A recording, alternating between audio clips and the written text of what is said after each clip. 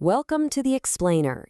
If you really want to uncover the true story behind innovation, like how humanity went from paddling hollowed out logs to engineering massive steel cargo ships, or from stacking mud bricks to building actual towering skyscrapers, well, it literally all comes down to mastering the invisible, physical laws of the universe.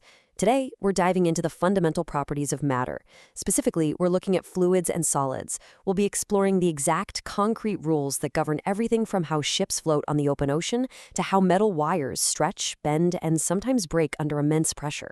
It's a seriously fascinating journey into the hidden architecture of our world. Let's get into it. Okay, let's kick things off with a question that, honestly, might seem simple on the surface, but gets incredibly complex the deeper you dig. Why is it that incredibly heavy things, like a massive iron boat, float with total ease, while seemingly rigid solid things, like a solid metal beam, actually bend? This question perfectly frames our tale of two distinct states of matter today, and by understanding the totally contrasting ways fluids and solids react to physical stress, we're going to unlock the true story behind some of our greatest engineering innovations. Section 1. Fluids and Archimedes' Principle. Let's start with the first half of our journey, diving straight into the physics of water and the concept of buoyancy. So, to understand why things float, we first have to define what's actually keeping them up there. We're talking about buoyant force. Think of it as a constant, invisible, upward battle, right? When an object is placed in a fluid, gravity is desperately trying to pull its weight downward. But the fluid fights back. It exerts a net upward force that opposes that downward weight. It's basically an epic, invisible tug-of-war happening every single time you drop a pebble in a pond or launch a battleship. Now, what's really interesting here is looking at the forces acting on this cannonball. Notice how those arrows representing the fluid pressure are way smaller at the top and much, much larger at the bottom?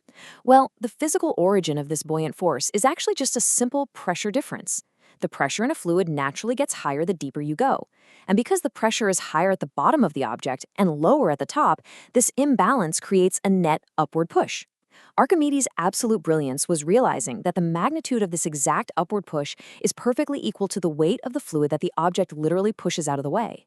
So the absolutely crucial point to take away here is that this invisible upward force does not care at all what your object is made of. The buoyant force remains the exact same regardless of the material occupying the volume. You could submerge a sphere of solid gold and then a sphere of super lightweight plastic of the exact same size, and the fluid will exert the exact same upward force on both of them. Crazy, right? But why? Because that force is exerted by the fluid you pushed aside, not by the actual material of the object itself.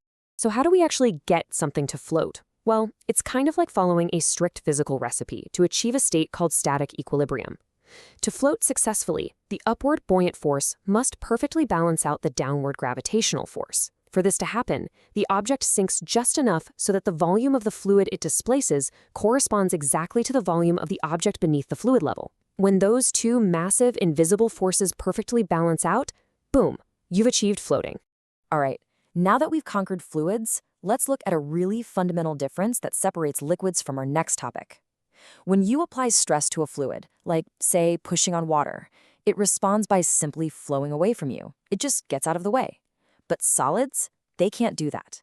When you subject a solid material to stress, it responds by deforming. It literally has to physically change its shape or stretch to accommodate that external force. Section 2. The deformation of solids. Let's pivot over to the solid world and see how this builds our understanding of physics, revealing that what we perceive as completely rigid is actually dynamic, yielding, and stretchy on a microscopic level. The absolute foundational rule governing this solid deformation is Hooke's law. Hooke's law states that below a certain point, which we call the proportionality limit, the restoring force of a material is directly proportional to how much you extend it. So, simply put, if you pull twice as hard on a piece of metal, it will stretch exactly twice as far. It essentially behaves like a perfect spring, fighting back against your pull with an equal and proportionate force. Let's actually walk through the life cycle of a metal wire as it gets stretched. In the early happy stages, you pull the wire and it reaches its proportionality limit, perfectly obeying Hooke's law. You pull a little bit harder and you hit the elastic limit. Now, even at this stage, the wire is experiencing what we call elastic deformation.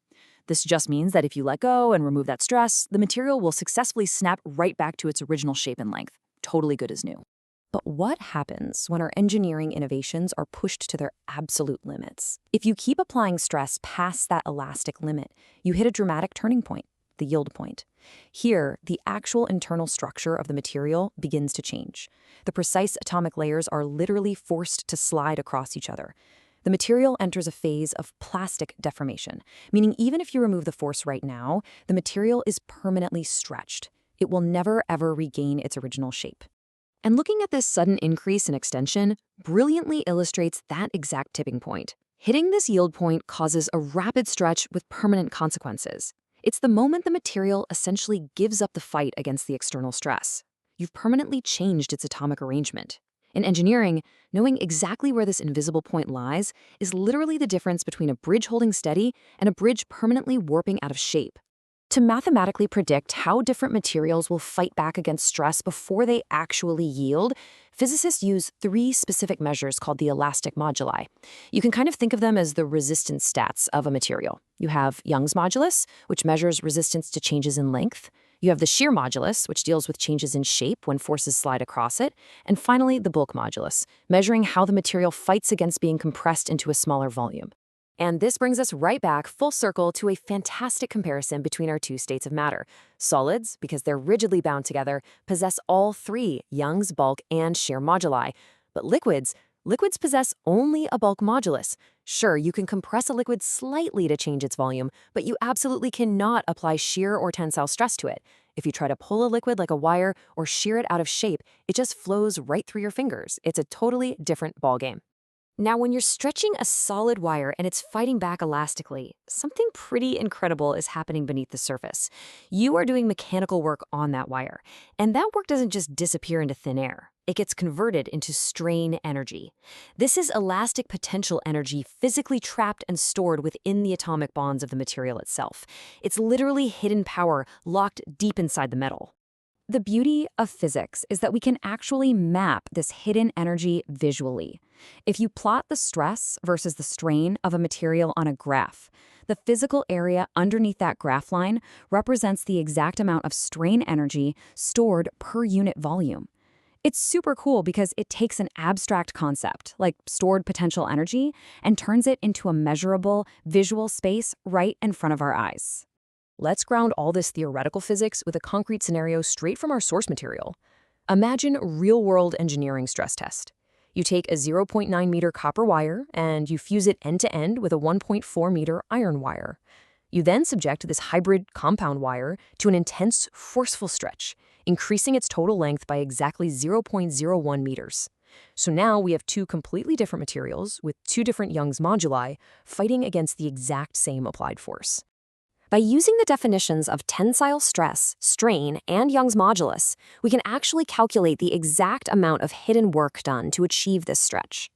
Through the formulas we've explored, the total strain energy, the precise amount of physical energy now trapped like a coiled spring inside that fused metal wire, is exactly 0.0166 joules.